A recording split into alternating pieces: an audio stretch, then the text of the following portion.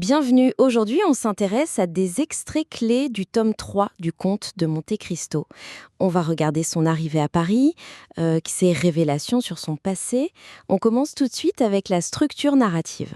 Oui, alors un premier point qui ressort, c'est l'articulation entre les scènes parisiennes et ce long récit de Bercusio. Je pense qu'on pourrait peut-être optimiser ça pour garder une dynamique plus constante. Ah oui, l'histoire de Bertuccio, c'est vrai qu'elle est longue, hein. Ça s'étale sur plusieurs chapitres. C'est passionnant, bien sûr, et c'est crucial pour comprendre tous les liens entre les personnages, les motivations du conte. Tout à fait. Mais on sent comme une sorte de décrochage par rapport à l'intrigue principale à Paris. C'est quoi l'effet exact de cette longue pause, d'après vous? C'est exactement ça le point faible, si on peut dire. Cette immersion qui est très profonde, très longue dans le passé, elle est essentielle, on est d'accord. Mais elle crée une vraie césure avec les manœuvres du comte qui sont en cours là, contre Morcerf, Danglars, Villefort. Oui, L'action à Paris, elle est comme mise sur pause.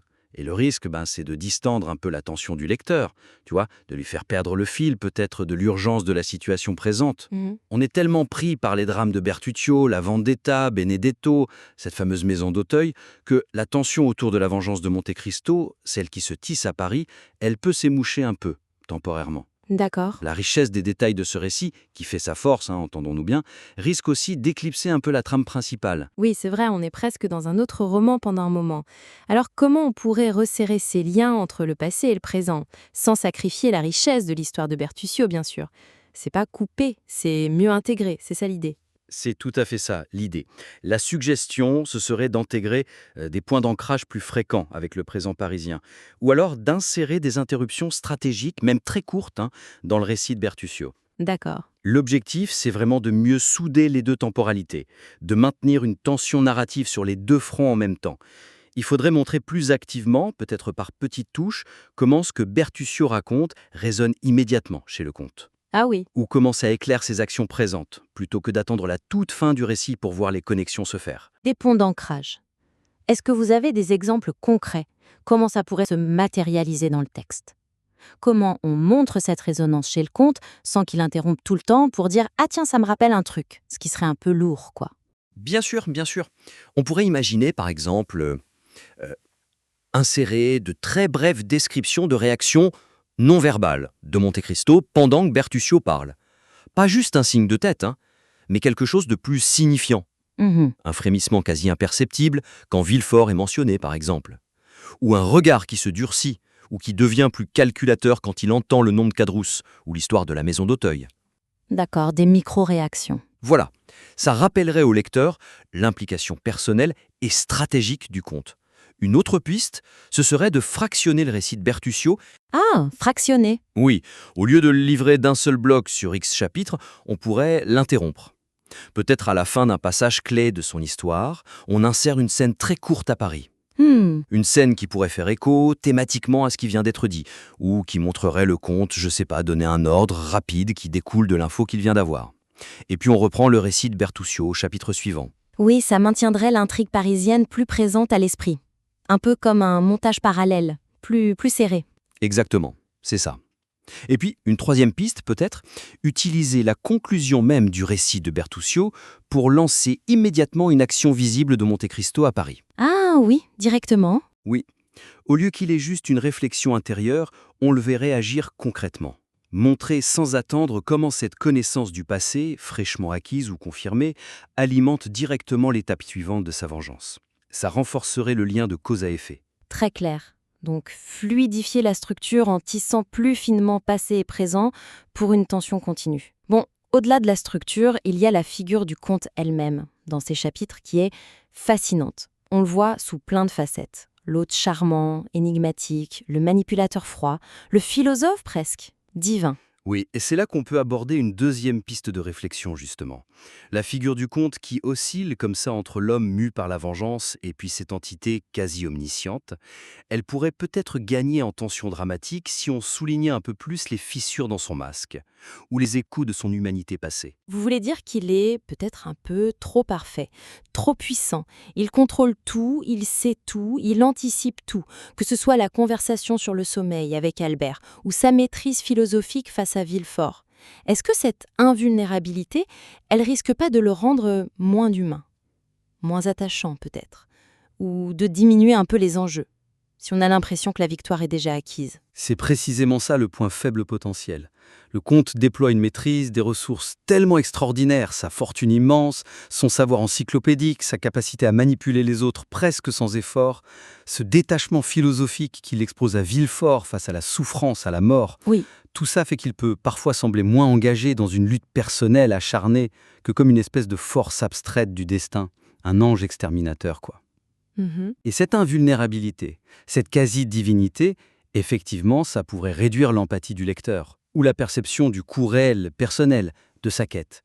On peut se demander s'il risque encore quelque chose, lui. C'est vrai. Ses adversaires, même s'ils sont puissants dans la société, ils paraissent souvent dépassés avant même que le combat commence vraiment. Il les domine de très très haut. Alors comment on fait pour introduire cette tension sans le rendre faible ou hésitant? Ce serait pas le personnage. Il s'agit pas de le faire douter de sa mission, j'imagine, mais peut-être de montrer que ça a un coût pour lui aussi, qu'il y a un prix à payer. Exactement. La suggestion, c'est d'amplifier les moments, même s'ils sont très brefs, où transparaît une vulnérabilité.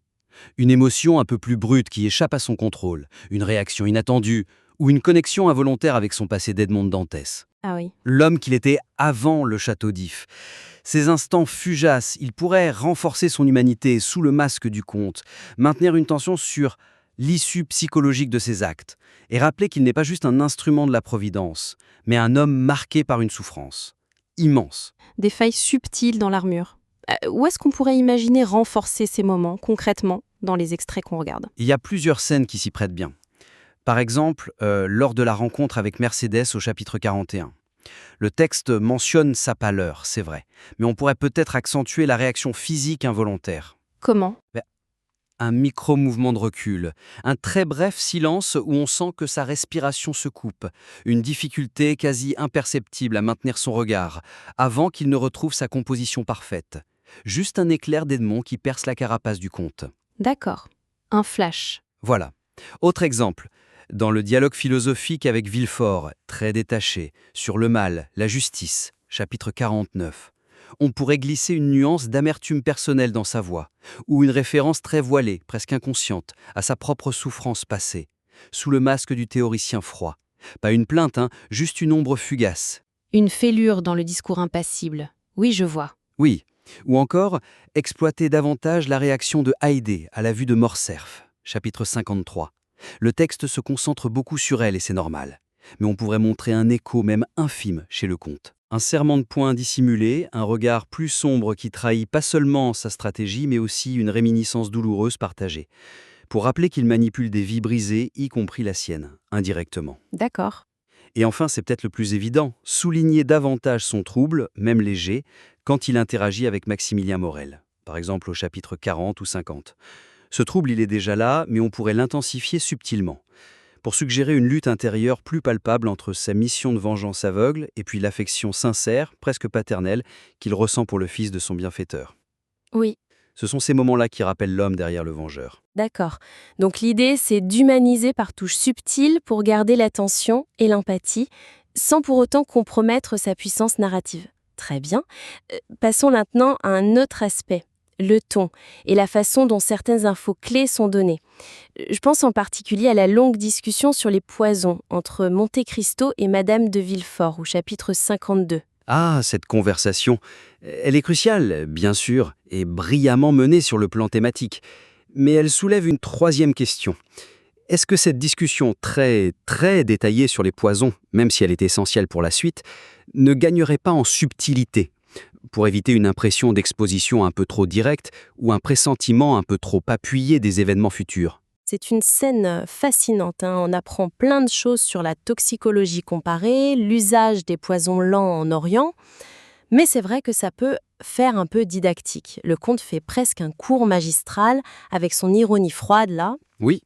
Et Madame de Villefort qui boit ses paroles, qui pose des questions super précises, on voit venir le truc d'assez loin quand même, non? C'est le point faible potentiel ici. L'échange est riche, psychologiquement c'est juste pour les deux personnages, le comte qui joue avec le feu et Madame de Villefort qui révèle sa fascination morbide, pas de souci là-dessus. Mais la longueur, le caractère quasi explicatif de la discussion, surtout de la part du comte, ça peut sembler un peu artificiel, comme si l'info était plus destinée au lecteur qu'intégrée naturellement à la conversation. Oui, un peu. Et l'intérêt très marqué de Madame de Villefort, ces questions pointues sur les doses, les effets, le remède puissant qu'elle finit par obtenir, ça télégraphie de manière assez transparente ses possibles intentions futures, que ce soit pour Valentine ou d'autres. D'accord. Du coup, ça risque d'atténuer la surprise. Et pour certains lecteurs, ça peut créer une distance, en soulignant un peu les ficelles narratives. On comprend qu'elle va s'en servir, et probablement pas pour soigner quelqu'un. Alors, comment on pourrait distiller cette information capitale sur les poisons et les intentions de Madame de Villefort de manière plus organique, plus implicite, tout en gardant la tension et la fonction de préfiguration de la scène? La suggestion serait de rendre l'échange peut-être moins théorique, plus ancré dans le concret, ou d'utiliser davantage le non-dit, les sous-entendus. Il faudrait distiller ces infos cruciales de façon moins frontale. Par exemple, Par exemple, au lieu d'un long exposé sur les poisons orientaux, Borgia, Médicis, le conte pourrait faire une observation plus ciblée, sur une plante exotique dans la serre ou sur une substance dans son fameux coffret mystérieux. ah oui, Cette observation spécifique, elle pourrait déclencher la curiosité de Madame de Villefort de manière moins directe qu'une discussion générale sur comment on se débarrasse de ses ennemis en douceur, quoi. rendre la chose plus incidente, moins formelle. D'accord. Et pour Madame de Villefort, comment montrer son intérêt sans qu'elle pose des questions dignes d'une apprentie empoisonneuse? Son intérêt pourrait émerger de façon plus voilée. Plutôt que des questions explicites sur les dosages, les symptômes, elle pourrait avoir des réactions non verbales plus marquées. Comme quoi? Des regards furtifs, insistants vers le coffret du conte, un frisson en entendant une anecdote particulière, une pâleur soudaine en comprenant une implication possible, ses propres angoisses, son intérêt pour des remèdes puissants. Ça pourrait transparaître dans ses silences, ou dans une question en apparence anodine mais qui prend un double sens, plutôt que dans un dialogue si ouvert sur ses désirs de contrôle ou d'élimination. On pourrait aussi utiliser les références culturelles, comme celle à Lady Macbeth qui est déjà là, mais de manière plus brève, plus allusive, pour illustrer le propos du conte sans faire un cours détaillé. D'accord. Et la fin de la scène, quand il lui donne l'élixir? Oui, la fin de la scène pourrait être plus ambiguë. Au lieu qu'il lui donne presque ouvertement une arme potentielle, avec des instructions implicites, la transaction pourrait être plus rapide, plus discrète, Ah, laissant le lecteur davantage dans l'incertitude sur les intentions exactes de Madame de Villefort et sur la pleine conscience du conte quant à l'usage qu'elle pourrait en faire. Garder une part de mystère sur ce pacte tacite, ça pourrait renforcer le suspense plutôt que de le désamorcer par trop de clarté. oui, préserver l'immersion et la surprise, même si on se doute un peu de la direction générale. D'accord. C'est ça.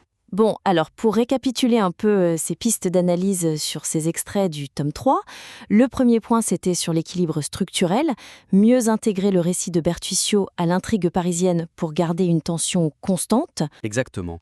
Via des points d'ancrage, des réactions du conte ou un fractionnement stratégique. Ensuite, deuxième point, la caractérisation du conte. Amplifier subtilement les moments de vulnérabilité, les échos du passé, pour renforcer son humanité sous sa façade quasi parfaite et maintenir la tension dramatique. C'est ça. En exploitant des micro-réactions, des nuances dans les dialogues clés, pour rappeler l'homme derrière le masque du vengeur. Et enfin, le troisième point sur le ton et la préfiguration, en particulier la scène des poisons, suggérer une approche plus subtile, plus organique, pour distiller les informations et les intentions afin de préserver l'immersion et le suspense. Tout à fait. En privilégiant le non-dit, les réactions non verbales et en évitant un exposé trop didactique, pour que la préfiguration reste suggestive, pas affirmative. Ces pistes, elles visent globalement à renforcer la cohésion narrative, à complexifier notre perception du protagoniste et à affiner la gestion de l'information pour une expérience de lecture encore plus immersive, encore plus tendue. Merci beaucoup pour cette analyse. On espère que cette discussion approfondie vous sera utile. Et surtout, n'hésitez pas à nous renvoyer une version retravaillée ou d'autres documents si vous souhaitez continuer la réflexion avec nous.